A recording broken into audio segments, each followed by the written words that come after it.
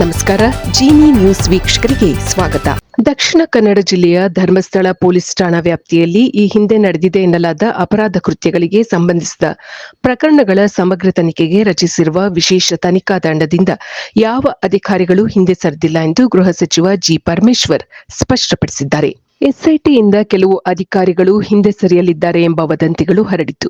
ಈ ಕುರಿತು ಸ್ಪಷ್ಟೀಕರಣ ನೀಡಿದ ಪರಮೇಶ್ವರ್ ಅವರು ಆ ರೀತಿಯ ಯಾವುದೇ ಬೆಳವಣಿಗೆ ನಡೆದಿಲ್ಲ ಎಂದು ತಿಳಿಸಿದರು.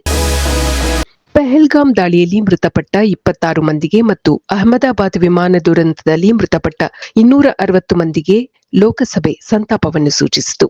ಸೋಮವಾರದಂದು ನಡೆದ ಲೋಕಸಭೆಯ ಮುಂಗಾರು ಅಧಿವೇಶನದಲ್ಲಿ ಸ್ಪೀಕರ್ ಓಂ ಬಿರ್ಲಾ ಅವರು ಮಾತನಾಡಿದರು. ಪಹಲ್ಗಾಮ್ನಲ್ಲಿ ಏಪ್ರಿಲ್ನಲ್ಲಿ ನಡೆದ ಉಗ್ರರ ದಾಳಿಯು ದೇಶ ಮಾತ್ರವಲ್ಲ, ಜಗತ್ತಿನ ಆತ್ಮಸಾಕ್ಷಿಯ ಮೇಲೆ ನಡೆದ ದಾಳಿಯಾಗಿದೆ ಎಂದು ಅವರು ತಿಳಿಸಿದರು. ಭಯೋತ್ಪಾದನೆಯನ್ನು ಸಹಿಸಿಕೊಳ್ಳಲು ಸಾಧ್ಯವೇ ಇಲ್ಲ ಎಂದು ತಿಳಿಸಿದ ಅವರು, ವಿಮಾನ ದುರಂತದಲ್ಲಿ ಮೃತಪಟ್ಟ ಗುಜರಾತ್ನ ಮಾಜಿ ಮುಖ್ಯಮಂತ್ರಿ ವಿಜಯ್ ರೂಪಾಣಿ ಅವರನ್ನು ಸಹ ನೆನಪಿಸಿಕೊಂಡರು. ದೇಶದ ವಿವಿಧೆಡೆ ಭಾರೀ ಮಳೆ, ಪ್ರವಾಹ, ಭೂಕುಸಿತದಂತಹ ವಿಪತ್ತುಗಳಲ್ಲಿ ಮೃತಪಟ್ಟವರಿಗೂ ಲೋಕಸಭೆಯಲ್ಲಿ ಸಂತಾಪ ಸೂಚಿಸಲಾಯಿತು. ಶಾಸಕ ಪ್ರಭು ಚವ್ಹಾಣ್ ಹಾಗೂ ಅವರ ಕುಟುಂಬಸ್ಥರ ಮೇಲೆ ಹಲ್ಲೆ ನಡೆಸಿ ಕೊಲೆಗೆ ಯತ್ನಿಸಲಾಗಿದೆ ಎಂದು ಚವ್ಹಾಣ್ ಸಂಬಂಧಿ ಕೊಟ್ಟಿರುವ ದೂರಿನ ಮೇರೆಗೆ 8 ಜನರ ವಿರುದ್ಧ ಬೀದರ್ ತಾಲೂಕಿನ ಠಾಣೆಯಲ್ಲಿ ಭಾನುವಾರ ಪ್ರಕರಣ ದಾಖಲಾಗಿದೆ. ಪ್ರಭು ಚವ್ಹಾಣ್ ಅವರ ಮಗ ಪ್ರತೀಕ್ ಚವ್ಹಾಣ್ ತಮ್ಮ ಮೇಲೆ ಲೈಂಗಿಕ ದೌರ್ಜನ್ಯ ಎಸಗಿದ್ದಾರೆ ಎಂದು ಮಹಾರಾಷ್ಟ್ರದ ಯುವತಿಯೊಬ್ಬರು ಮಹಿಳಾ ಪೊಲೀಸ್ ಠಾಣೆಗೆ ಭಾನುವಾರ ದೂರು ಕೊಟ್ಟಿದ್ದರು.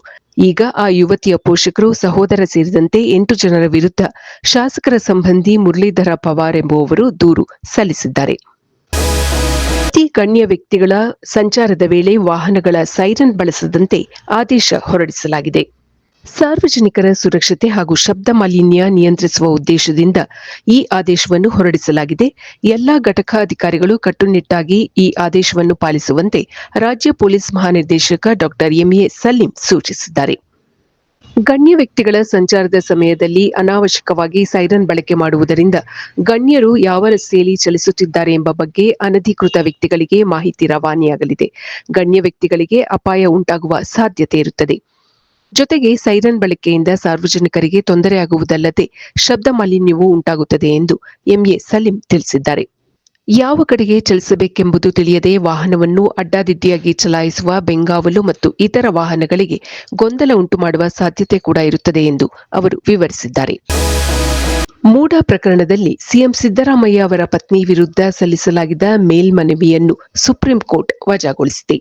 ಮೈಸೂರು ನಗರಾಭಿವೃದ್ಧಿ ಪ್ರಾಧಿಕಾರದ ನಿವೇಶನಗಳ ಅಕ್ರಮ ಹಂಚಿಕೆ ಆರೋಪದ ಪ್ರಕರಣದಲ್ಲಿ ಮುಖ್ಯಮಂತ್ರಿ ಸಿದ್ದರಾಮಯ್ಯ ಅವರ ಪತ್ನಿ ಪಾರ್ವತಿ ಮತ್ತು ನಗರಾಭಿವೃದ್ಧಿ ಸಚಿವ ಬೈರತಿ ಸುರೇಶ್ ಅವರಿಗೆ ನೀಡಲಾದ ಸಮನ್ಸ್ ಅನ್ನು ರದ್ದುಗೊಳಿಸಿದ್ದ ಕರ್ನಾಟಕ ಹೈಕೋರ್ಟ್ನ ತೀರ್ಪಿನ ವಿರುದ್ಧ ಜಾರಿ ನಿರ್ದೇಶನಾಲಯ ಮೇಲ್ಮನವಿಯನ್ನು ಸಲ್ಲಿಸಿತು.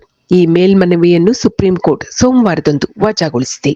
ಇದೇ ವೇಳೆ ರಾಜಕೀಯ ಸೂಕ್ಷ್ಮ ಪ್ರಕರಣಗಳಲ್ಲಿ ಕೇಂದ್ರ ತನಿಖಾ ಸಂಸ್ಥೆಯಾದ ಇಡಿಯ ಕಾರ್ಯವೈಖರಿಯ ಬಗ್ಗೆ ತೀವ್ರ ಅಸಮಾಧಾನವನ್ನು ಸುಪ್ರೀಂ ಕೋರ್ಟ್ ವ್ಯಕ್ತಪಡಿಸಿದೆ. ನ್ಯಾಯಾಲಯದ ಹೊರಗೆ ರಾಜಕೀಯ ಹೋರಾಟಗಳನ್ನು ನಡೆಸಬೇಕು, ಅದನ್ನು ಬಿಟ್ಟು ಇಂತಹ ಹೋರಾಟಗಳಲ್ಲಿ ಇಡಿಯನ್ನು ಏಕೆ ಬಳಸಲಾಗುತ್ತಿದೆ ಎಂದು ನ್ಯಾಯಾಲಯ ಕಟುವಾಗಿ ಪ್ರಶ್ನಿಸಿದೆ. ಸಣ್ಣ ಮಟ್ಟದ ವ್ಯಾಪಾರಿಗಳಿಗೆ ಜಿಎಸ್ಟಿ ನೋಟಿಸ್ ನೀಡಿರುವುದರ ಹಿಂದೆ ಕೇಂದ್ರ ಸರ್ಕಾರದ ಜಿಎಸ್ಟಿ ಕೌನ್ಸಿಲ್ನ ಪಾತ್ರವಿದೆ ಎಂದು ಉಪಮುಖ್ಯಮಂತ್ರಿ ಡಿಕೆ ಶಿವಕುಮಾರ್ ಗಂಭೀರವಾದ ಆರೋಪ ಮಾಡಿದ್ದಾರೆ. ತರಕಾರಿ ಮಾರುವವರು, ಎಳನೀರು ವ್ಯಾಪಾರಿಗಳು, ಹಣ್ಣಿನ ವ್ಯಾಪಾರಿಗಳು ಸೇರಿದಂತೆ ಕೆಲವು ಸಣ್ಣ ಪ್ರಮಾಣದ ವ್ಯಾಪಾರಸ್ಥರಿಗೆ ಇದರಿಂದ ತೊಂದರೆಯಾಗಿದೆ ಎಂದು ಡಿಕೆಶಿ ಹೇಳಿದರು. ಇದರ ವಿರುದ್ಧ ಲೋಕಸಭೆಯ ವಿಪಕ್ಷದ ನಾಯಕ ರಾಹುಲ್ ಗಾಂಧಿ ಸದ್ಯದಲ್ಲಿಯೇ ಹೋರಾಟ ನಡೆಸಲಿದ್ದಾರೆ ಎಂಬ ಸುಳಿವನ್ನು ಉಪಮುಖ್ಯಮಂತ್ರಿ ಡಿಕೆಶಿ ನೀಡಿದರು. ಜಿಎಸ್ಟಿ ಕೌನ್ಸಿಲ್ ಬರೆದಿರುವ ಪತ್ರ ನಮ್ಮ ಬಳಿ ಇದೆ. ಆ ಪತ್ರದ ಮೂಲಕ ವ್ಯಾಪಾರಸ್ಥರ ಮೇಲೆ ಕ್ರಮ ಕೈಗೊಳ್ಳಲು ನಮಗೆ ಒತ್ತಡ ಹಾಕಿದ್ದಾರೆ. ಅದರಂತೆ ವಾಣಿಜ್ಯ ತೆರಿಗೆ ಇಲಾಖೆ 14,000 ಸಣ್ಣಪುಟ್ಟ ವ್ಯಾಪಾರಿಗಳಿಗೆ ನೋಟಿಸ್ ನೀಡಿದೆ ಎಂದು ಡಿಕೆ ಶಿವಕುಮಾರ್ ವಿವರಿಸಿದರು. ಅಗತ್ಯವಿದ್ದಲ್ಲಿ ಆ ಪತ್ರವನ್ನು ಬಿಡುಗಡೆಗೊಳಿಸುವುದಾಗಿ ಅವರು ತಿಳಿಸಿದರು. ಇದು ಈ ದಿನದ ಸುದ್ದಿಗಳು. ನಿರಂತರ ಸುದ್ದಿಗಳಿಗಾಗಿ ವೀಕ್ಷಿಸುತ್ತಿರಿ ಜಿನಿ ನ್ಯೂಸ್. ನಮಸ್ಕಾರ.